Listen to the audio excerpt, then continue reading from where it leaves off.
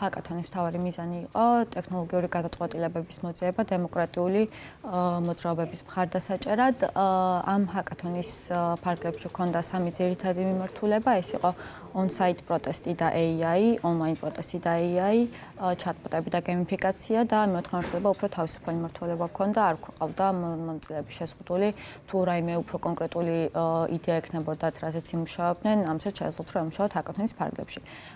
ამ სამი ძირითადი მიმართულების გარშემო მონაწილეებს ჰქონდათ სამი დღე რომ შეემუშავებინათ პრობლემები და შემდეგ ამ პრობლემების გადაჭრის გზები. მთავარი ჩელენჯი მაინც ამ ჰაკათონის ფარგლებში იყო სწორი პრობლემების იდენტიფიცირება და სწორედ ამიტომ პირველ დღეს ჰქონდა პანელი, რომელშიც მონაწილეობას იღებდნენ როგორც აქტივისტები, ასევე ადამიანები, რომლებსაც უკვე დემტეკ პროდუქტები ჰქონდათ შექმნილი წარმატებით და ამ ადამიანებმა ჰაკათონის გახსნის დროს ისაუბრეს კონკრეტულად იმ პრობლემებზე, რაც არსებობს დღევანდელ რეალობაში დემოკრატიის მხარდაჭერის კუთხით და მონაწილეებს ამით მიეცათ კონკრეტული მიმართულებები, რაზეც შემდეგ იმუშავეს ჰაკათონის ფარგლებში.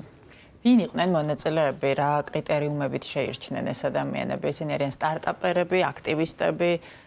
ჰაკათონის მოწლები იყვნენ როგორც სტარტაპერები, რომლებსაც უნდა დემოკრატიის მხარდაჭერა და აქამდე არ ჰქონდათ გამოცდილება, ასევე იყვნენ აქტივისტები, დიზაინერები, ჟურნალისტები, არ ჰქონდა შეზღუდული, საკმაოდ ფართო აუდიტორია ყავდა და ბექგრაუნდი ყოველს განსხვავებული ჰქონდა.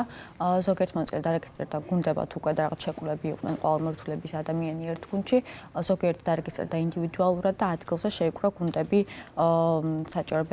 საჭიროებებიდან გამომდინარე გუნდის. სულ რამდენი მონაწილე იყო საერთო ჯამში? თავიდან დარეგისტრირდა 100 მეტი მონაწილე და საბოლოო ჯამში ჰაკათონის დემო ნაწილზე 8 გუნდმა გაფიჩა, 8 სხვადასხვა იდეა გამოიტანეს დასრულებული პროდუქტები ჰაკათონის დემო ნაწილზე, მაგრამ ხო დაინტერესებული ამ ადამიანებს ყავდათ მენტორები, ხომ, ვინც გარკვეულ მითითებებს აძლევდა? დიახ, 3 დღის განმავლობაში, როდესაც უკვე პირველ დღეს მონაწილეებმა შეარჩიეს პრობლემები, რასაც უნდა ემუშავათ და მოიფიქრეს იდეები, კონკრეტული გადაწყვეტილებების, მეორე მესამე დღეს უკვე ჰქონდათ ინტენსიური მენტორინგ პროგრამები. ჩვენ ყავდა 10-ზე მეტი მენტორი როტაციაზე მონაწილეებთან, რომლებიც ინდივიდუალურად გუნდებს ეხმარებოდნენ სხვადასხვა მიმართულებით, ზოგი ტექ მიმართულებით, ზოგი ბიზნეს მოდელების მიმართულებით, ზოგი იდეის მიმართულებით და ხოლო საკმაოდ ინტენსიური 3 დღე გამოვიდა.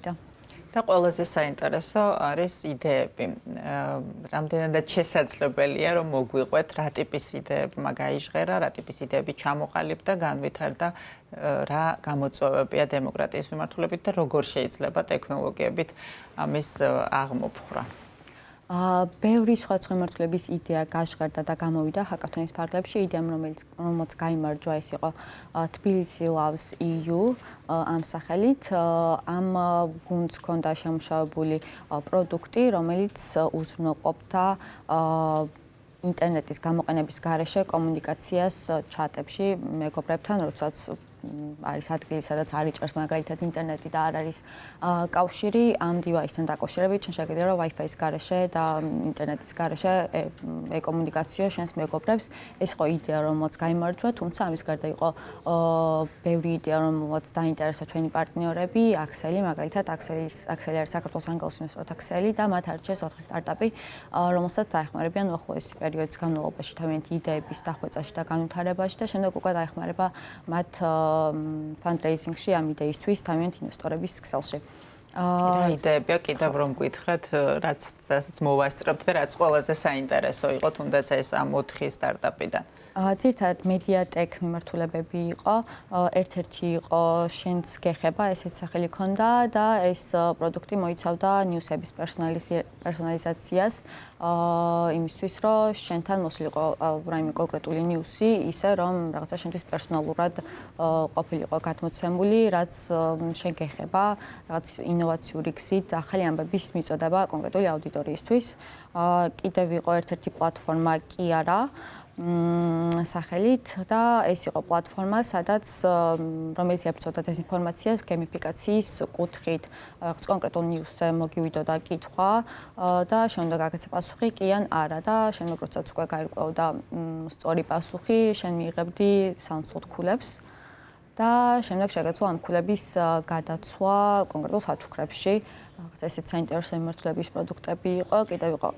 დიახ, ბოდიში შეგაწოდნეთ, ვინ აფასებდა ამ გამოწვევების, ასე ვთქვათ, მნიშვნელობას, რამდენად რეალურად დგას ეს გამოწვევა, არ გულისხმობ კონკრეტულ სახელებს და გვარებს, ზოგადად ჟიურის შემადგენლობა როგორ იყო დაკომპლექტებული?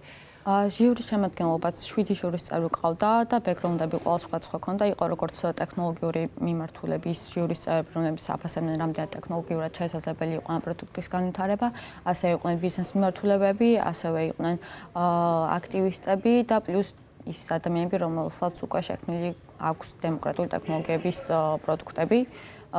ხო, ამიტომ ჟიურის წევრებში საკმაოდ დაბალანსებულად იყო ადამიანების შესაძლებლობები და ამიტომ შეფასების კრიტერიუმებიც საკმაოდ მრავალფეროვანი იყო. რა ბედი ეწევა გამარჯვებულ იდეას და იმ იდეებს, რომელიც შეირჩა კიდევ დამატებით? რამდენად სიცოცხლესუნარიანი შეიძლება იყოს ეს სტარტაპები? კი ბატონო, გამარჯვებული გუნდი და მრჩეული გუნდები მომავალი თვეების განმავლობაში გაივლიან ინკუბაციის პროგრამას, მათ აეხმარებიან კომპეტენტური პირები თავიანთი პროდუქტების და მოდელების დახვეწაში და შემდეგ უკვე ჩვენ ყოველ შემთხვევაში მედი გვაქვს, რომ მალე ბაზარზე დავინახავთ მათ პროდუქტებს უკვე გაშვებულს. ეს ყველა იდეა საქართველოს ბაზრისთვის არის თუ აქვს საერთაშორისო პოტენციალიც? ზოგიერთი იდეა იყო საქართველოს ბაზრისთვის მორგებული, მაგრამ ზოგიერთი მედიატეკ მიმართულება იყო მსოფლიოს მასშტაბზე მორგებული, მაგრამ ყოველ შემთხვევაში იდეების ნაწილს აქვს მასშტაბირების უნარი და შესაძლებლობა.